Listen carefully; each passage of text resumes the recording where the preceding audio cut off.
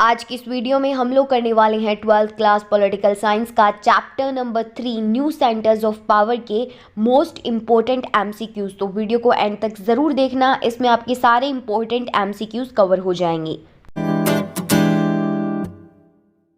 तो ये रहा हमारा question number first, who among of the following adopted an open door policy, यानी कि इनमें से किसने ओपन डोर पॉलिसी अडॉप्ट की थी, अपनाई थी। आपके ऑप्शंस हैं, ऑप्शन ए है चाइना, ऑप्शन बी है ईयू, ऑप्शन सी है जापान और ऑप्शन डी है यूएसए। तो इसका आंसर हो जाएगा ऑप्शन ए चाइना, क्योंकि चाइना ने ओपन डोर पॉलिसी अपनाई थी। और किस ईयर में अपनाई थी वो आप लोग मुझे कमेंट करके बताओ। क्वेश्चन नंबर सेकंड में हमसे पूछ रखा है कि यूरोपियन यूनियन की करेंसी क्या है, तो इसका आंसर हो जाएगा option A euro. Question number 3 में हमसे पूछ रखा है dash was established in 1948 to channelise aid to west European states, यानी कि जो वेस्ट यूरोपियन कंट्रीज थी उनकी मदद करने के लिए क्या चीज़ 1948 में इस्टेब्लिश की गई थी। तो इसके ऑप्शंस है, ऑप्शन ए है नाटो, ऑप्शन बी है ईयू, ऑप्शन सी है ओईईसी और ऑप्शन डी है यूएन।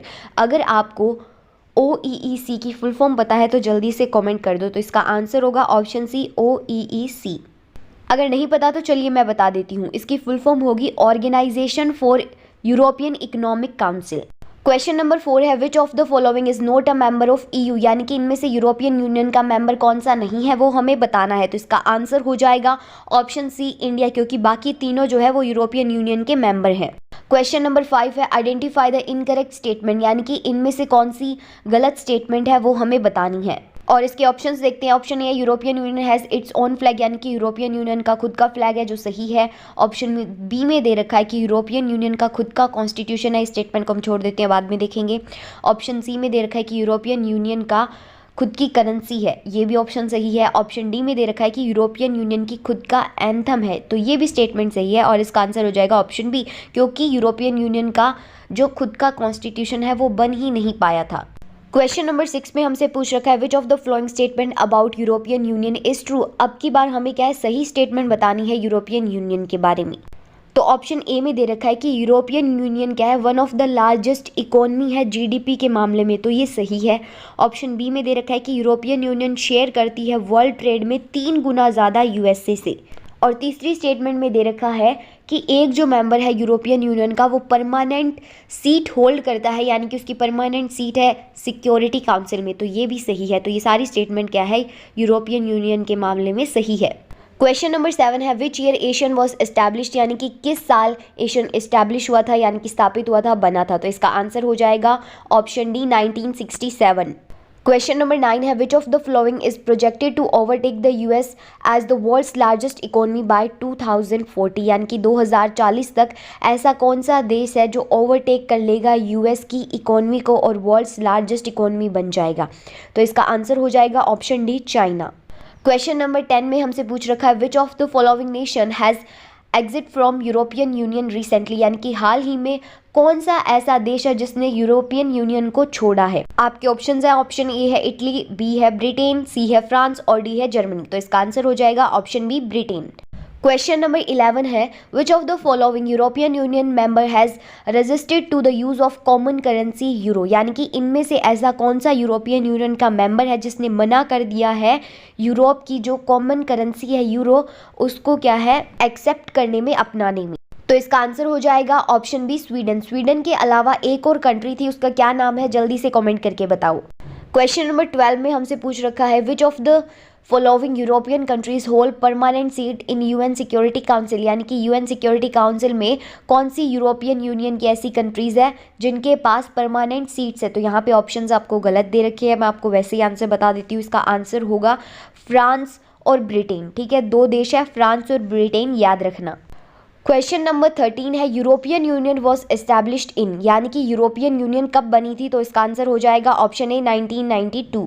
क्वेश्चन नंबर 14 है Asian had dash founder member states, यानी कि एशियन के कितने फाउंडिंग मेंबर है, यानी कि जब एशियन बना तब उसके कितने मेंबर्स थे या किन मेंबर्स ने उसको बनाया। तो इसके आंसर हो जाएगा ऑप्शन बी 5। क्वेश्चन नंबर 15 में पूछ रखा है कि एशियन इकोनॉमिक कम्युनिटी का इनमें से क्या ऑब्जेक्टिव है, क्या एम है, क्या गोल है, वो हमें बताना है।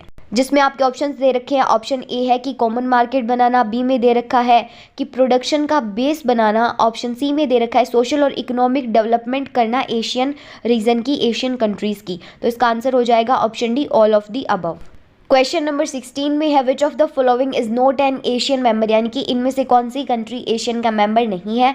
तो इसका आंसर हो जाएगा ऑप्शन ए, चाइना। क्वेश्चन नंबर 17 है current strength of Asian is, यानी कि अभी फिलहाल में एशियन के कितने मेंबर्स हैं। तो इसका आंसर हो जाएगा ऑप्शन सी, 10। क्वेश्चन नंबर 18 है एफटीए स्टैंड फॉर, यानी कि एफटीए की फुल फॉर्म क्या है। तो इसका आंसर हो जाएगा option B, free trade association. यहाँ पे एसोसिएशन की जगह एग्रीमेंट आएगा, तो ध्यान से उसको क्या राइट कर लेना। एफटीए की फुल फॉर्म है फ्री ट्रेड एग्रीमेंट। तो ऑप्शन आपको ऐसे दिए जा सकते हैं जिसमें से क्या आपको फ्री ट्रेड एग्रीमेंट का ऑप्शन मिलेगा। यहाँ पे गलती से एसोसिएशन आ गया है। क्वेश्चन नंबर 19 है आइडेंटिफाई द करेक्ट स्टेटमेंट, यानी कि इनमें से सही स्टेटमेंट्स को हमें ढूंढना है। तो पहला ऑप्शन है कि चाइना फास्टेस्ट ग्रोइंग इकोनॉमी है, जो बिल्कुल सही है। चाइना ने अपनी इंडस्ट्रीज प्राइवेटाइज की थी 1998 में, ये डेट याद रख लेना, बिल्कुल सही स्टेटमेंट है। और ऑप्शन सी में दे रखा है कि चाइना प्राइवेटाइज्ड एग्रीकल्चर इन 1982, यानी कि 1982 में चाइना ने अपना एग्रीकल्चर प्राइवेटाइज किया था, जो बिल्कुल सही है। तो ये सारी स्टेटमेंट सही है, इसलिए इसका आंसर होगा option D, all of the above. Question number 20 है who announce open door policy, most important question है ये। तो इसका आंसर हो जाएगा ऑप्शन बी, डेंग जियापिंग। और ओपन डोर पॉलिसी कहाँ पे ओपन की गई थी वो मुझे कमेंट करके बताओ।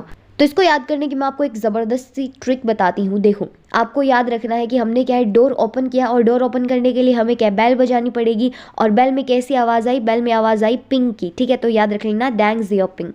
क्वेश्चन नंबर 21 है which of the following statement is true about India and China relationship, यानी कि इंडिया और चाइना के रिश्ते के बारे में यहाँ पे कौन सी स्टेटमेंट सही है वो हमें बताना है। तो ऑप्शन ए में दे रखा है कि वहाँ पे क्या है, टेरिटोरियल डिस्प्यूट है, यानी कि बाउंड्री को लेकर डिस्प्यूट है अरुणाचल प्रदेश और एक्साई चीन में, जो कि बिल्कुल सही है। ऑप्शन बी में है कि इंडिया चाइना के खिलाफ हो गया 1962 में, ये भी बिल्कुल सही है। और एट प्रेजेंट इंडिया और चाइना की क्या है, ट्रेड रिलेशंस है, तो ये स्टेटमेंट भी बिल्कुल सही है। तो इसमें क्या है, सारी स्टेटमेंट सही है, तो इसका आंसर हो जाएगा option D, all of the above. Question number 21 है which of the following is not a Japanese brand, यानी कि इनमें से कौन सा जापानीज ब्रांड नहीं है वो हमें बताना है। तो इसका आंसर हो जाएगा ऑप्शन सी, Xiaomi। ये ब्रांड जापान का नहीं है, ये है चाइना का। तो आप लोग सोच रहे होंगे ये क्वेश्चन कहाँ से आ गया। दरअसल आपका जो बॉक्स के अंदर जापान वाला चैप्टर दिया हुआ है उसी में से ये क्वेश्चन है। तो तभी मैं आपको हर वीडियो में बोलती हूँ कि एनसीईआरटी की लाइन टू लाइन रीडिंग किया करो। और हाँ, यहाँ पे नंबरिंग में कोई गड़बड़ नहीं है, ये आपका एक बोनस क्वेश्चन था। क्वेश्चन नंबर 22 है Japan has security alliances with, यानी कि जापान का सिक्योरिटी अलायंस किस कंट्री के साथ है। तो इसका आंसर हो जाएगा ऑप्शन डी, यूएसए।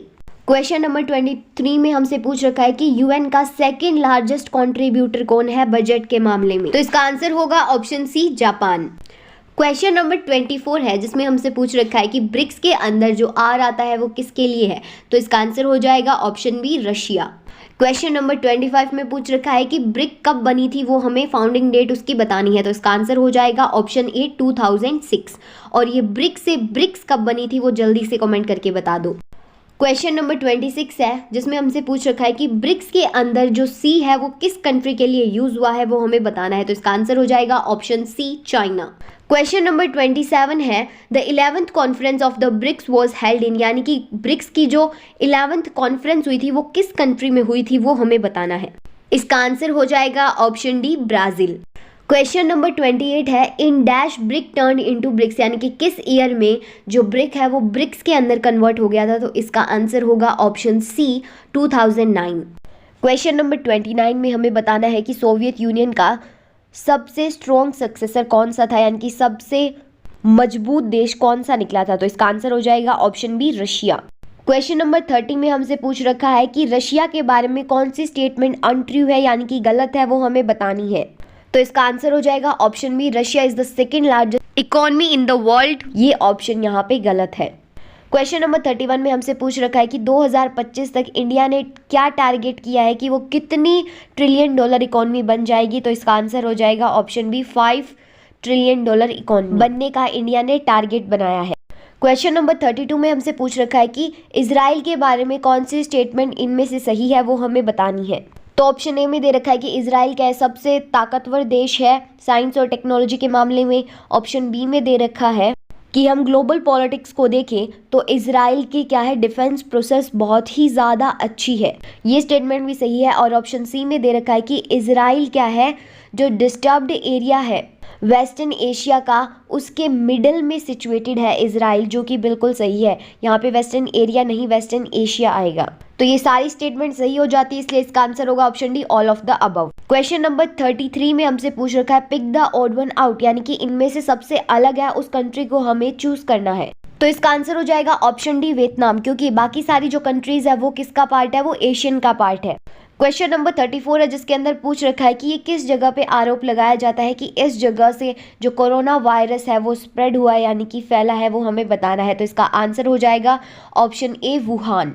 और अभी तक आप लोगों ने इस चैप्टर की एक्सप्लेनेशन वीडियो नहीं देखी है तो जाओ, लिंक डिस्क्रिप्शन के अंदर है, जल्दी से जाके देख लो। बहुत अच्छे से मैंने सिर्फ 30 से 40 मिनट में ये चैप्टर एक्सप्लेन किया हुआ है, तो आपको हर एक टॉपिक बिल्कुल अच्छे से क्लियर होने वाला है। क्वेश्चन नंबर 35 में हमसे पूछ रखा है कि इनमें से कौन सा कड़वाहट का कारण नहीं है इंडिया और चाइना के बीच में। तो इसका आंसर हो जाएगा option B, unfavourable balance of trade.